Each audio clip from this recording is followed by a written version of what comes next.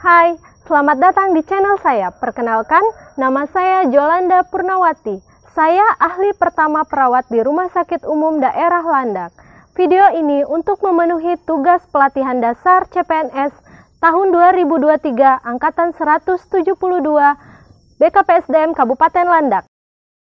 Saya akan menjelaskan tentang analisis isu kontemporer. Perubahan lingkungan strategis. Menurut Undang-Undang ASN, setiap PNS perlu memahami dengan baik fungsi dan tugasnya. Yang pertama, melaksanakan kebijakan publik yang dibuat oleh pejabat pembina kepegawaian sesuai dengan peraturan perundang-undangan. Yang kedua, memberikan pelayanan publik yang profesional dan berkualitas. Yang ketiga, mempererat persatuan dan kesatuan negara Republik Indonesia. Perubahan lingkungan strategis ditinjau dari pandangan Uri Broveen-Brenner, 4 level lingkungan strategis yang dapat mempengaruhi kesiapan PNS dalam melakukan pekerjaannya sesuai bidang tugas masing-masing, yakni individual dan family, yang kedua kultur, yang ketiga society, yang keempat global. Modal insani dalam menghadapi perubahan lingkungan strategis. Yang pertama, modal intelektual, proaktif dan inovatif untuk mengelola setiap perubahan lingkungan strategis yang cepat berubah.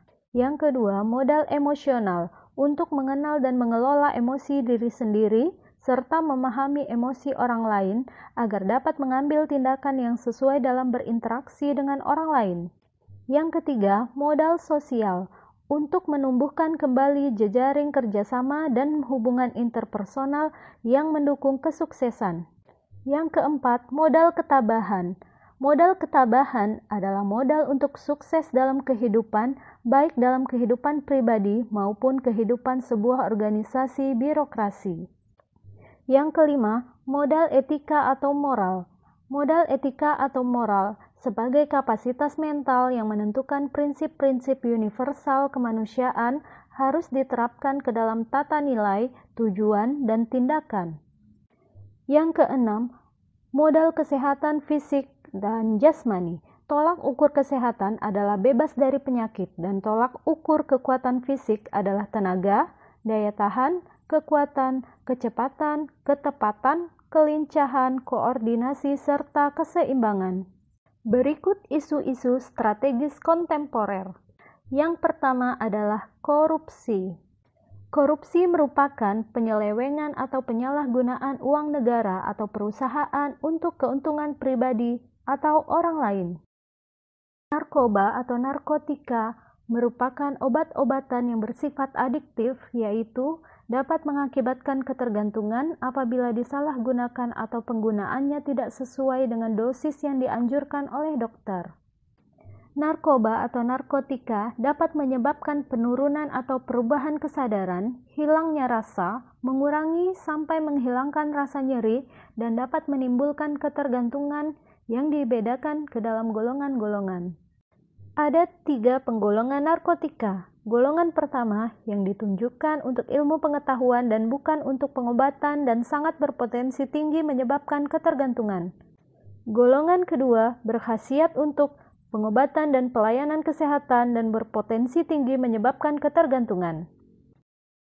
Kemudian ada 4 penggolongan psikotropika. Psikotropika merupakan zat atau obat baik alamiah maupun sintesis, bukan narkotika, yang berkhasiat psikoaktif melalui pengaruh selektif pada susunan saraf pusat yang menyebabkan perubahan khas pada aktivitas mental dan perilaku. Golongan pertama hanya digunakan untuk kepentingan ilmu pengetahuan dan tidak untuk terapi, serta sangat berpotensi mengakibatkan ketergantungan. Contohnya, ekstasi dan LSD. Golongan kedua berkhasiat untuk pengobatan dan pelayanan kesehatan serta berpotensi tinggi mengakibatkan ketergantungan. Contohnya, amfetamin, syabu, metilfenidat, atau Ritalin. Golongan ketiga berkhasiat pengobatan dan pelayanan kesehatan serta berpotensi sedang mengakibatkan ketergantungan. Contohnya, pentobarbital dan flunitrazepam. Golongan keempat berkhasiat pengobatan dan banyak digunakan untuk pelayanan kesehatan serta berpotensi ringan mengakibatkan ketergantungan. Contoh, diazepam, bromazepam, fenobarbital, clonazepam, chlordiazepoxide, dan nitrazepam. Zat lainnya yang berpengaruh psikoaktif di luar narkotika dan psikotropika adalah zat adiktif. Zat adiktif meliputi minuman beralkohol karena mengandung etanol, etil alkohol yang berpengaruh menekan susunan saraf pusat. Inhalansia atau gas yang dihirup dan solvent atau gas pelarut mudah menguap berupa senyawa organik yang terdapat pada berbagai barang keperluan rumah tangga, kantor, dan berbagai pelumas mesin yang sering disalahgunakan seperti lem, thinner, cat kuku, dan tembakau, dan lain-lain. Kemudian, isu kontemporer yang ketiga adalah terorisme. Terorisme secara kasar merupakan suatu istilah yang digunakan untuk penggunaan kekerasan terhadap penduduk sipil atau non-kombatan untuk mencapai tujuan politik dalam skala lebih kecil daripada perang. Terorisme bukan bagian dari tindakan perang, sehingga sepatutnya tetap dianggap sebagai tindakan kriminal. Indonesia mempunyai beberapa titik rawan terjadinya ancaman terorisme. Titik rawan pertama, Indonesia adalah negara dengan penduduk muslim terbesar di Indonesia, sehingga memicu kelompok radikal untuk menjadikan Indonesia sebagai pintu masuk menuju penguasaan secara global.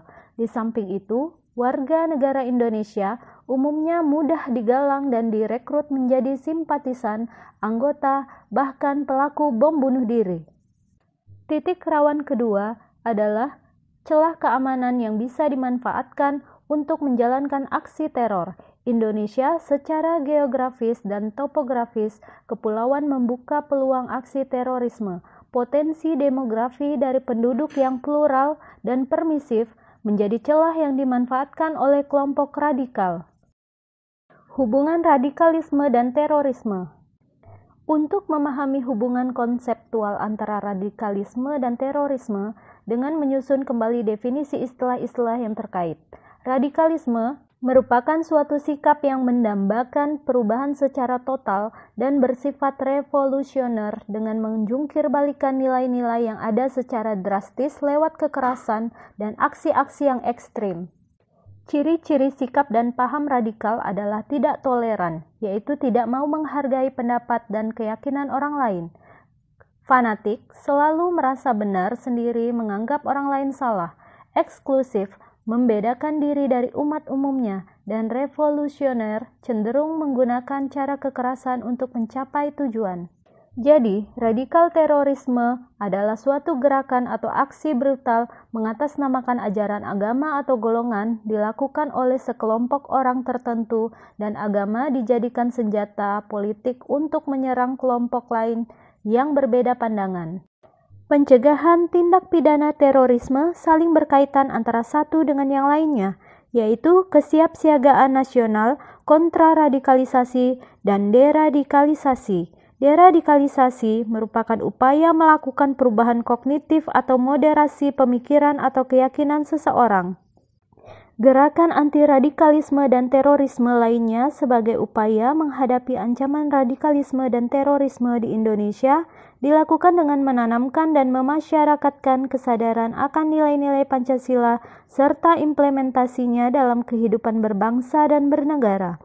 Nilai-nilai Pancasila dan Undang-Undang Dasar 1945 yang harus terus diimplementasikan adalah kebangsaan dan persatuan, kemanusiaan dan penghormatan terhadap harkat dan martabat manusia, keutuhan dan toleransi, kejujuran dan ketaatan terhadap hukum dan peraturan, serta demokrasi dan kekeluargaan. Kesiapsiagaan nasional dapat dilakukan melalui pemberdayaan masyarakat, peningkatan kemampuan aparatur, perlindungan dan peningkatan sarana prasarana, pengembangan kajian terorisme, serta pemetaan wilayah rawan paham radikal terorisme. Kontraradikalisasi dilakukan dengan cara kontranarasi, kontrapropaganda, serta kontraideologi. Sedangkan deradikalisasi dapat dilakukan melalui identifikasi dan penilaian, rehabilitasi, reedukasi, serta reintegrasi sosial melalui pembinaan wawasan kebangsaan, pembinaan wawasan keagamaan, dan kewirausahaan. Isu kontemporer berikutnya adalah money laundering.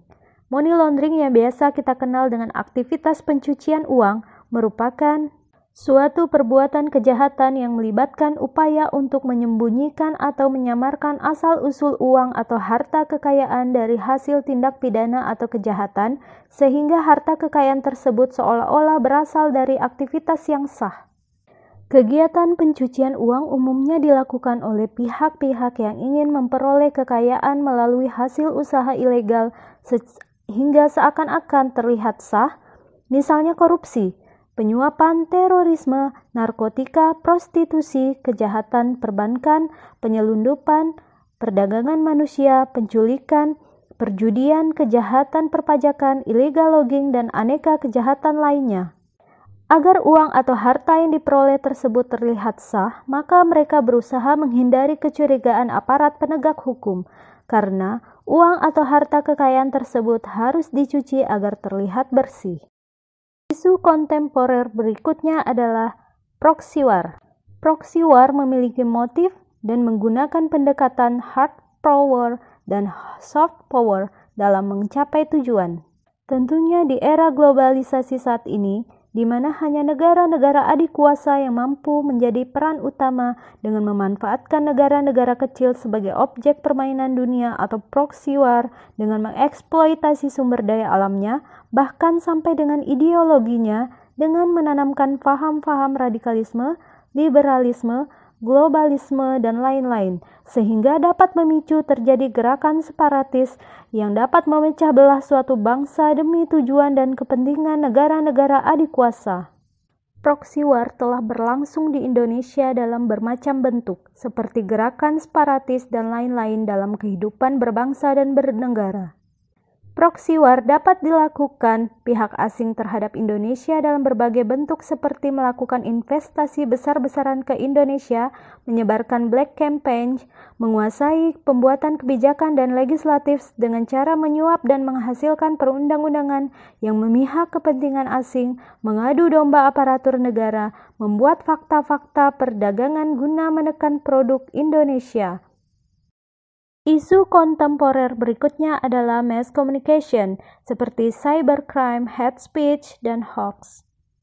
Komunikasi massa adalah pesan yang dikomunikasikan melalui media massa pada sejumlah besar orang.